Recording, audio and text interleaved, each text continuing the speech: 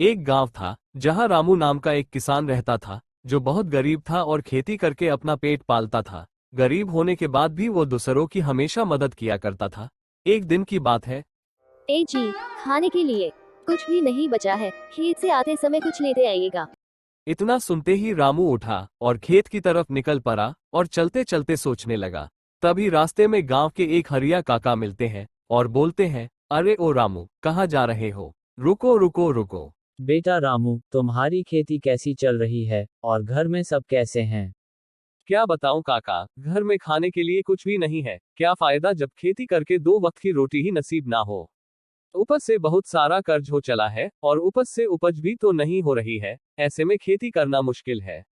बेटा रामू, मेरी भी हालत कुछ ठीक नहीं है। अब मुझसे भी खेती नहीं होती। लेकिन खेती के सिवा कुछ आता भी तो नहीं है, बाकी भगवान की मर्जी।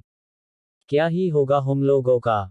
ठीक है बेटा, अब मैं चलता हूँ, तुम्हें भी देरी हो रही होगी। पता नहीं साहूकार मुझ गरीब को उधार देगा भी या नहीं। अगर दे भी दिया तो पैसे कैसे चुकाऊंगा। ये सोचते हुए रामू साहूकार के घर पहुंच गया।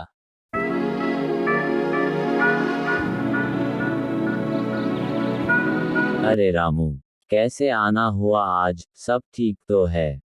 बाबू साहेब, मुझे कुछ पैसे उधार चाहिए। घर में खाने के लिए कुछ भी नहीं है और खेती करने के लिए भी पैसे नहीं है।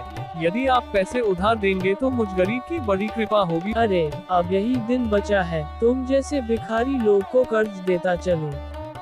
तुम्हारे पास तो गिरवी रखने के लिए भी कुछ नहीं है।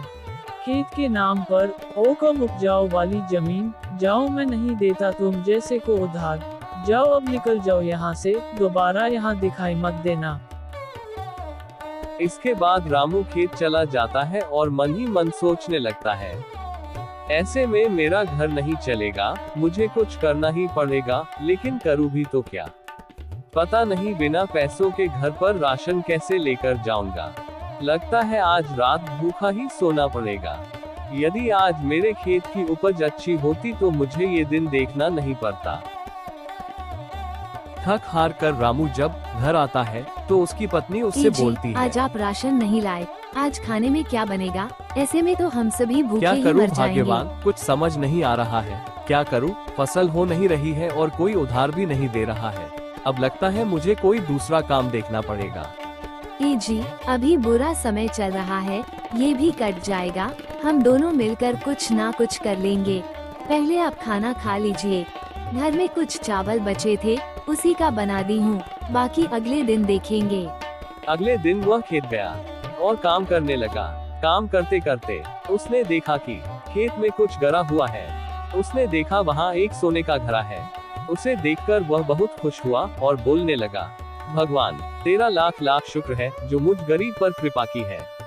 अब मेरे गरीबी के दिन गए। इतना बोलकर वह सोने का घड़ा लेकर घर की ओर निकल पड़ा और घर जाकर अपनी पत्नी को दिखाया तो उसकी पत्नी बोली, ए जी, ये किसका घड़ा है और हमारे घर में क्या कर रहा है और उसमें किसका सोना है? कहीं आप चोरी तो? तभी रामू बोल पड़ता है, भाग्यवान, रुक भी जाओ, ये घड़ा मैंने चोरी नहीं की है, बल्कि ये अपने खेत में गड़ा हुआ मिला। भगवान ने हमारी सुन ली। अब हम गरीब नहीं रहे, बहुत सारे जमीन खरीदेंगे और उसमें खेती करेंगे और इस तरह रामू और उसकी पत्नी हंसी खुशी जीवन जीने लगे।